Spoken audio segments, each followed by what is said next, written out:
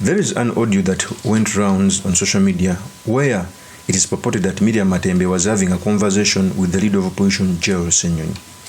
I don't know who was the appropriate of this audio because it lacked a narrative. Sometimes if you make propaganda, you must learn to suit it with a narrative. What did it mean? Okay?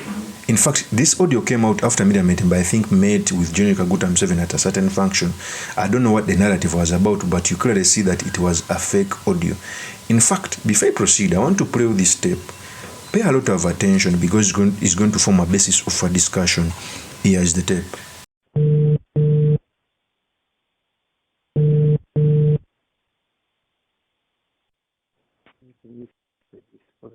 Hello? Hello, Honorable. Good morning.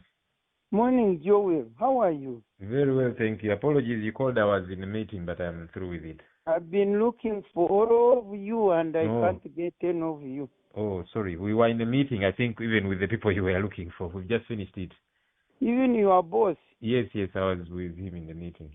I don't know how possible is it to see him.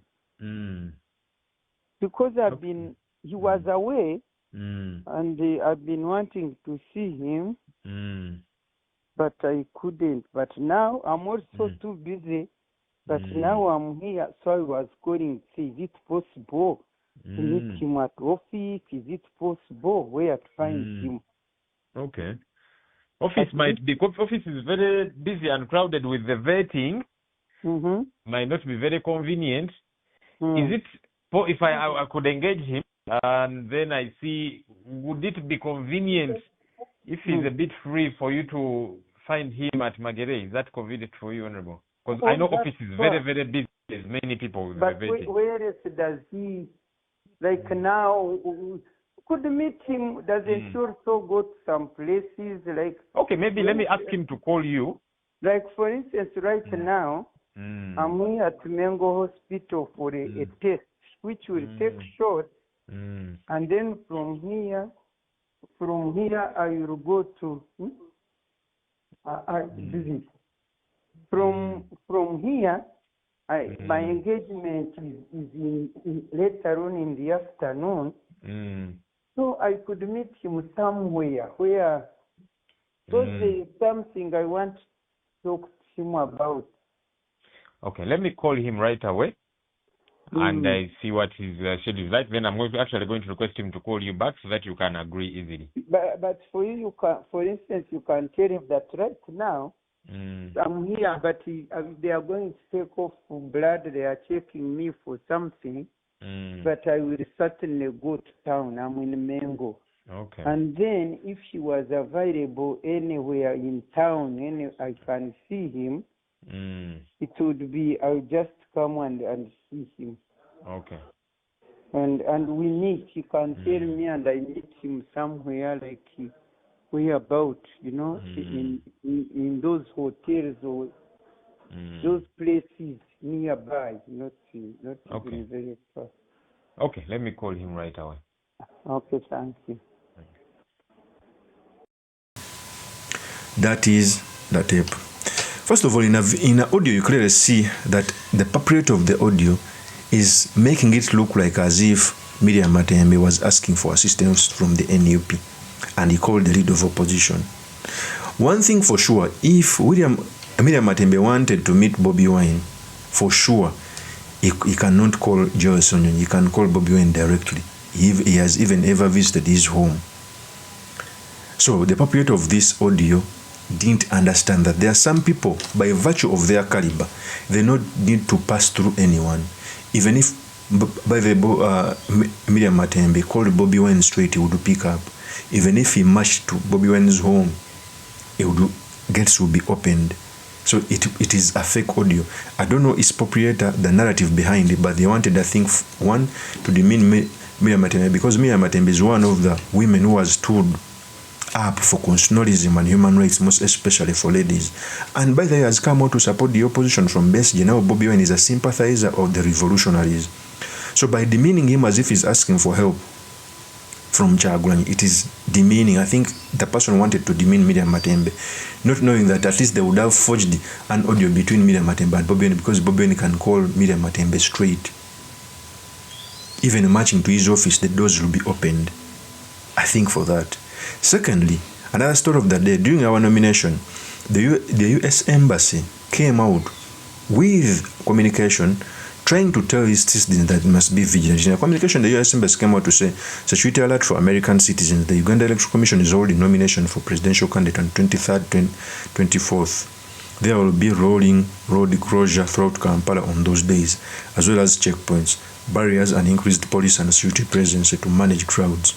Action to take: monitor local media for updates, avoid crowds and demonstrations, keep a low profile, notify friends and family of your safety, be aware of your surroundings, review your personal security plan, carry proper identification including a US passport with a current visa, Ugandan visa.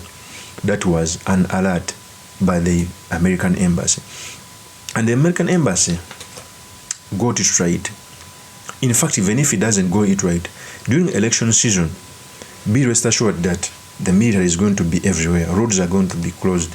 Tear gas is going to be thrown. People are going to be killed. People are going to be shot at, because that is the fabric of General Kaguta Museveni and the NRM.